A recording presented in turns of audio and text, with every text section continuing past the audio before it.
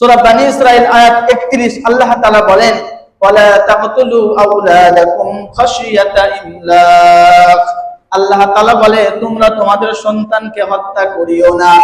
নাহনু নারযুকুহুম ওয়া ইয়্যাকুম, আমি তাদেরকেও রিজিক দেই, তোমাদেরকেও দেই।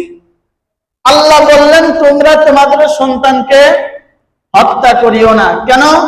নাহনু নারযুকুহুম, আমি তাদেরকেও রিজিক দেই, তোমাদেরকেও দেই। তাহলে জাহিলি যুগে তারা দুনিয়াতে সন্তান আসার পর জীবন্ত কন্যাকে তারা দাফন করেছে, আমরা শুনি নাই? তারা তো দুনিয়াতে আসার পরে করেছে, আজকে আমরা দুনিয়াতে আসার আগেই রাস্তা বন্ধ। ভুল বললাম? দুনিয়াতে আসার আগে রাস্তা আমরা বন্ধ করে ফেলি। তাহলে এই যে রাস্তা বন্ধ করলাম, এটা আল্লাহর সৃষ্টির বিকৃতি। দুইটা সূরাতের মধ্যে শুধুমাত্র আপনি আপনার সন্তানকে জন্ম নিয়ন্ত্রণ করতে পারবেন দুইটা সূরা।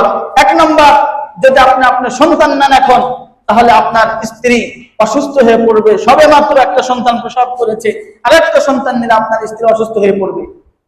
আরেকটা সূরত হলো, যদি আপনি এখন সন্তান নেন, আপনার বাচ্চা আরেকটা যেটা আছে এখনো দুধ ছাড়ে নাই, তার শরীরে পুষ্টি কম হওয়ার কারণে সে বাচ্চাটা অসুস্থ হওয়ার সম্ভাবনা আছে। তাহলে এই দুই ক্ষেত্র ব্যতীত আর কোন ক্ষেত্রে সন্তান বন্ধ করা জায়েজ নাই, হারাম।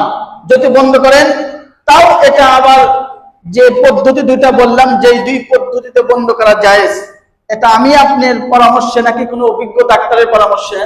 যদি কোনো অভিজ্ঞ ডাক্তার বলে, যদি আপনি এখন সন্তান নেন আপনার স্ত্রী অসুস্থ হয়ে পড়বে, যদি আপনি এখন সন্তান নেন আপনার বর্তমান যে বাচ্চা আছে বাচ্চার পুষ্টি কম হবে, এটা যখন কোন অভিজ্ঞ ডাক্তার বলবে, ওই সময় এটা ক্ষণস্থায়ী ভাবে বন্ধ করা কি জায়েজ, চিরস্থায়ী না। আপনি পরিপূর্ণভাবে সেটা কেটে ফেলা দিলেন, ওপেন সার্জারি করলেন, এই যে একটা পরিপূর্ণ আল্লাহ একটা সৃষ্টির বিকৃতি করলেন, এই বিকৃতি হারাম, বিকৃতি করা যাবে না।